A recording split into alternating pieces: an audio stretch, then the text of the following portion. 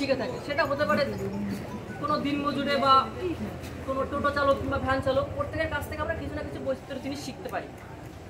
তো শিক্ষক মহাশয় আমাদেরকে এমনভাবে গড়ে তোলেন, আমার থেকেও বেশি বলতে পারবেন বাংলা ইতিহাসের যিনি শিক্ষক আছেন। হ্যাঁ, আমি তো স্পিচ রেডি করে আসিনি, কি বলবো সেটাও বুঝতে পারছি না।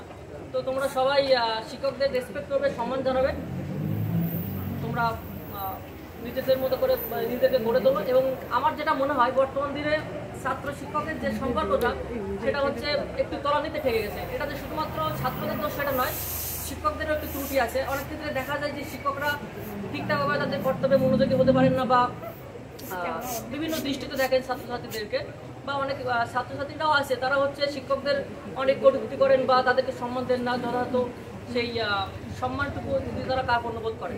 তো এইটুকু আমাদের খেয়াল রাখতে হবে। এমন সুদিনের জন্য আমাদের অপেক্ষা করতে হবে, যাতে করে সেদিনকে আমাদের সম্পর্কটা হতে হবে একটা পিতা পুত্রের ন্যায় বন্ধুত্বপূর্ণ, কিন্তু সেটা কখনোই বন্ধুত্বে রূপান্তর করা যাবে না। তবেই আমাদের সমাজ এবং জাতি সামনের দিকে এগিয়ে যাবে এবং আমাদের যে অগ্রধারা বা সম্প্রসারণ করবে এই জিনিসটা। Thank you.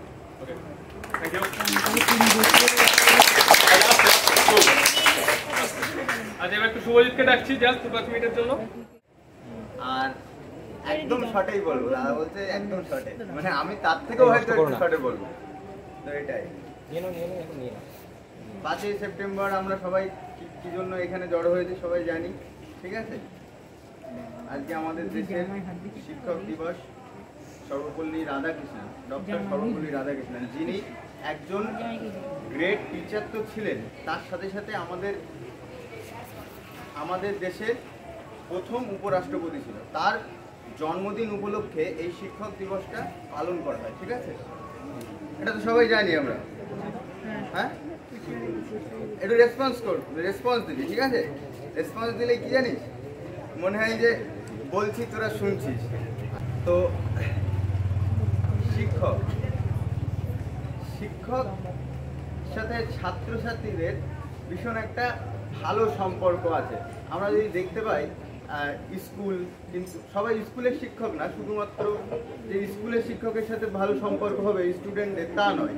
আমাদের যে টিউশন মাস্টারগুলো আছে, টিউশনির যে শিক্ষকগুলো আছে, তো সেই শিক্ষকগুলোর সাথেও কিন্তু আমাদের মানে খুব ভালো একটা সম্পর্ক আছে। সেটা দেখুন, শুধুমাত্র তোদের যে শিক্ষক আছে তা না, কিন্তু আমাদেরও শিক্ষক আছে, আর আমাদের একসময় শিক্ষক ছিল। আর শিক্ষক বলতে শিক্ষা প্রতিষ্ঠানের যে শিক্ষক, স্কুল, কলেজ, ইউনিভার্সিটি এই নয়।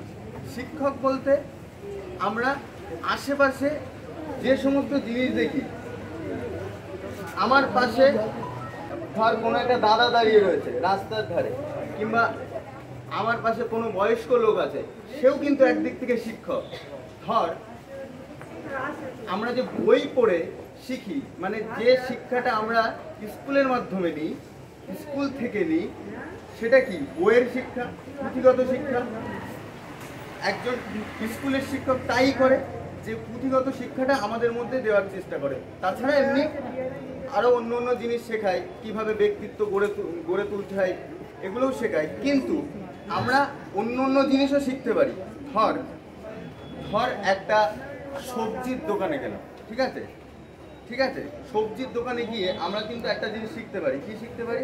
যে কিভাবে আমার এই সবজির ব্যবসা করে লাভ করতে হয়। তাহলে এখান থেকেও তো আমি শিখছি, তাহলে সেও কিন্তু আমি একদিক থেকে শিক্ষক বলতে পারি, ঠিক আছে?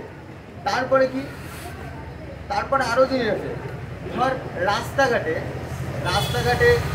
তোর একটা মাতাল ঘুরে বেড়াচ্ছে, আমি কথার কথা বলছি, মাতাল ঘুরে বেড়াতে দেখবি বাড়ি গিয়ে আবার তাদের মারধর করছে, বাড়ি গিয়ে বহু বাচ্চাকে মারধর করছে।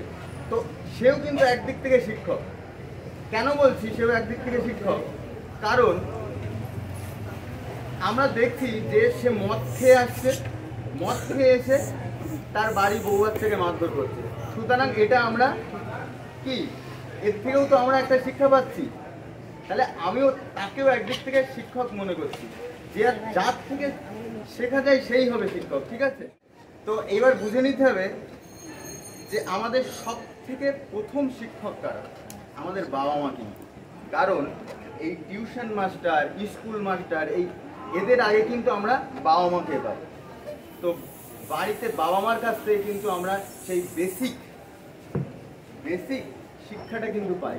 বুঝতে পারছি যে মানুষের সাথে কিভাবে আচরণ করতে হবে, কেমনভাবে আমাকে সমাজে চলতে হবে, সেই শিক্ষাটা কিন্তু আমরা প্রথমে বাবা মার কাছ থেকে পাই। তারপরে একে কি বলে ডাকতে হবে, ওকে আমার দাদু বলে ডাকতে হবে, একে দিদা বলে ডাকতে হবে, একে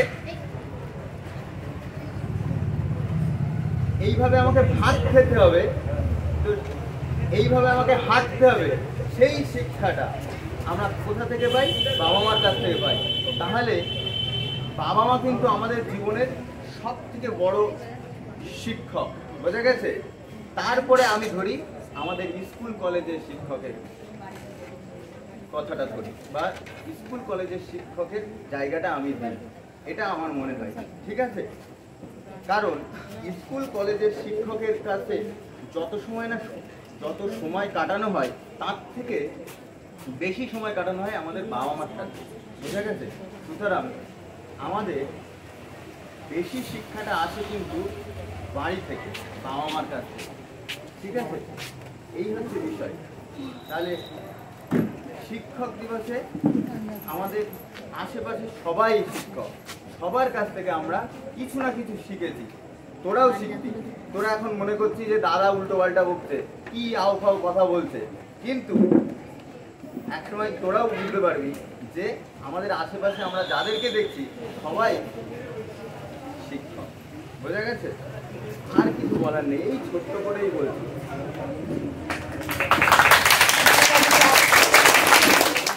আজকে আমরা সবাই এখানে কেন উপস্থিত সেটা তো বলবার অপেক্ষা রাখে না। সবাই এসেছো, ভালোই লাগছে, বেশ রংচঙে রঙিন পরিবেশ। সন্ধ্যাটা বেশ রঙিন রঙিন হয়ে গেছে, হ্যাঁ, বেশ একদম নীল নীল রঙ একদম চারদিকে ফুটে উঠছে। তো এই যে তোমরা এখানে উপস্থিত কোথায়? সহজ পাঠে। এই সহজ পাঠের শুরুর দিনটা দুজনকে নিয়ে, নামটা আর বলছি না, দুজনকে নিয়ে শুরু হয়েছিল। আমি দুজনকে নিয়ে আমি বসেছিলাম প্রথমে। তো আশা ছিল না যে এটা ভবিষ্যৎ কি হবে। তিথি এখানে আছে, তিথিকে নিয়ে আমি প্রথমে বসেছিলাম। তিথি একমাত্র স্টুডেন্ট ছিল, ক্লাস 7, ছাদের ওপরে। তাও এখানে এই ঘরটার কোথাও নয়, এই ঘরের একেবারে ছাদের ওপরে। আর একজন ছিল, সে যদিও সে নেই এখানে। দুজনকে নিয়ে শুরু করেছিলাম। তারপরে আজকে তোমরা এই এতজন, শুরুটা সেখান থেকে, সেই 2 থেকে আজকে তোমরা এখানে যতজন আছো, আর যারা আসেনি। তো এই যে পুরো যে যাত্রাপথটা একটা অন্যরকম অভিজ্ঞতা। আমার প্রত্যেকের যে যার যার পরিবার আছে, আমারও পরিবার আছে। তো আমার যে পরিবারটা, আমি যে পরিবার থেকে বিলং করি, সেই পরিবারটাতে আমি একজন সদস্য। ওই পরিবার ছাড়াও আমার আরেকটা পরিবার আছে, এই যে সহজ পাঠ, এই যে তোমরা। আর এই পরিবারে তোমরা সদস্য, আমিও সদস্য। সুতরাং আমার কাছে তোমরা অনেক কাছে, অনেক প্রাণীর, অনেক মনের কাছে। তো আজকে সবাই এখানে এক জায়গায় হয়েছে। তো এই ছাত্র শিক্ষকের সম্পর্ক কেমন হওয়া উচিত? তো তোমাদের সাথে আমি বরাবরই খুব বন্ধুর মতো মেলামেশা করেছি, বন্ধুর মতো আচরণ করেছি, দাদা বলে ডাকো। তো আশা করছি আমি আমার দিক থেকে সম্পূর্ণভাবে চেষ্টা করি তোমাদেরকে সবটুকু দেওয়ার, দাদা হিসাবে পাশে থাকার, একজন শিক্ষক হিসাবে পাশে থাকার।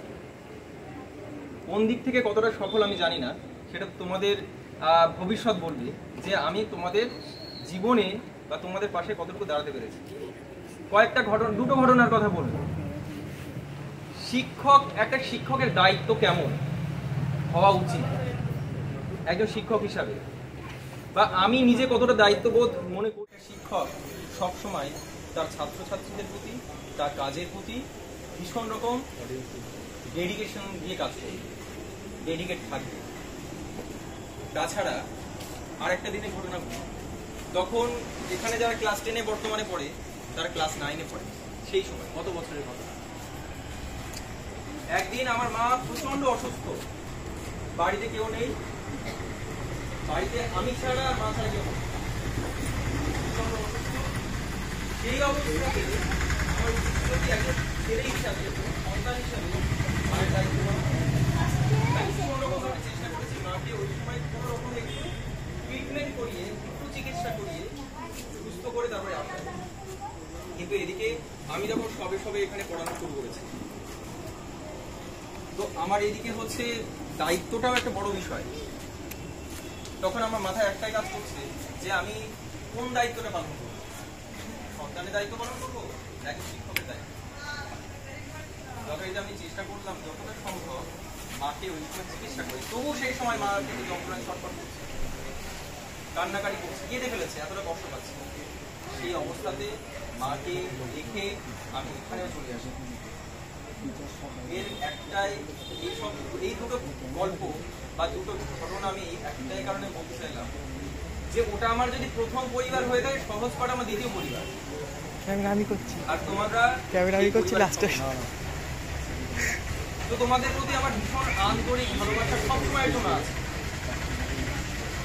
এবং সবসময় চেষ্টা করি যে ভীষণভাবে তোমরা যাতে বড় হও, জীবনে দাঁড়াও বা সঠিক পথে এগো, সেই চেষ্টাটা আমি করে যাই যে কিভাবে তোমরা এগোবে।